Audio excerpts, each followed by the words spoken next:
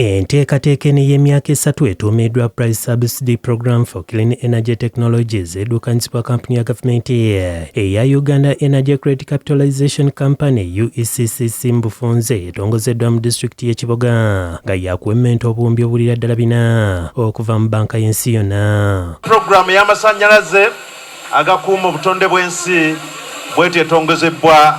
Roy Nyamutale Baguma senkulu wa UECCC ategezezza nti bakwataganye ne kampuni eziwerera ddala 67 ezitunda ebintu bino nga bannayuganda bagenda kubigula ku bbeeyi esalidwako okutuuka ku bitundu 6 ku buli 100.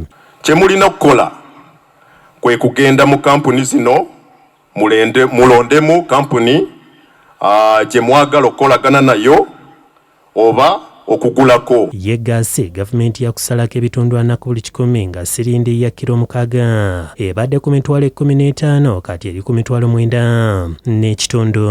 Wabula okuganyulwa mu nteekateeka eno agula alina okuwayo endagamuntu y'eggwanga eriyo yatunda ne bagikuba mu fotokopi olwo n'asasula ku bbeeyi esalidwako. Baguma agamba nti kampuni zonna ezeegasse ku pulojekiti eno okuli Shell, MTN n'endala bazirondodde okukakasa nti bye zitunda biri ku mutindo mulungi ng'era n'afunamu obuzibu waddembe okuddukira gye bali. Tujja kubiyingiramu singa mutuloopera nti bye mwagula tebikola. Joseph Kapika okuva mu banka y'ensi yonna yevujjiridde pulogulaamu eno agamba nti balina essuubi nti enteekateeka eno egenda kuyamba nnyo mu kutaasa obutonde bw'ensi obutassanawo. The project further supports Uganda's nationally determined contributions and the long-term strategy for climate change. Ababaka ba Paalamenti ab'e Kiboga okuli Christine Kaya, omubaka omukyala Dr. Kefa Kiwanuka owa Kiboga West ne Abdu Mutumba owa Kiboga East basabye abantu okukyusa badde ku ggaasi bave ku nku anti enswa bw'ekyusa amaaso nga naawe okyusa envubo. Ebirabo bye mutegese ogulira bamuzeeyi eno yonna mu byalo simanyi oba waliwo ekirabo ekiyinza omusanyusa ennyo okusinga ka ggaasi kuuka ako. Ekizibu eky'enkyukakyuka y'obudde kiririyo olw'okuba nti tutemye ebibira tusobole okufuna amanda kubanga Gavumenti already bemaze okuteekamu ssente nnyingi. Mu kutongoza pulogulaamu eno minisita w'ebyamasannyalaze n'obugagga obw'ensibo Kanon Dr. Ruth Nankabirwa ategeezezza nti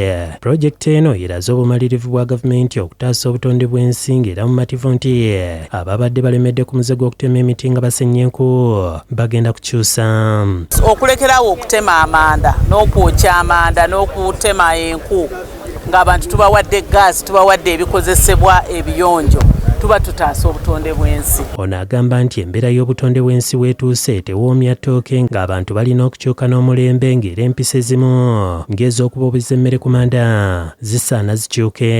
Ggaasi tumulese akutaase ofumbe mangu ogende obeeko ebirala by'okola. Tujja kuyiyayo tekinologiya omulala mpozi anaabobeza ettooke. Kyokka Nankabirwa era asinzidde Kiboga mu disitulikiti yakiikiriranga mu Paalamenti n'alangirira nga bw'atagenda kudda mu lwokaano lw'ebyobufuzi ng'era mu mwaka gwa 2026 tagenda kulabikako mu kalulu. Essaawa etuuse kati nze ne ŋŋamba nti bannaye mu lwokaano siriimu. Kitegeeza buli kintu kirina ekiseera kyakyo. Fred Kajubi yakusakidde eggulire lino ku lwa Bukedde TV.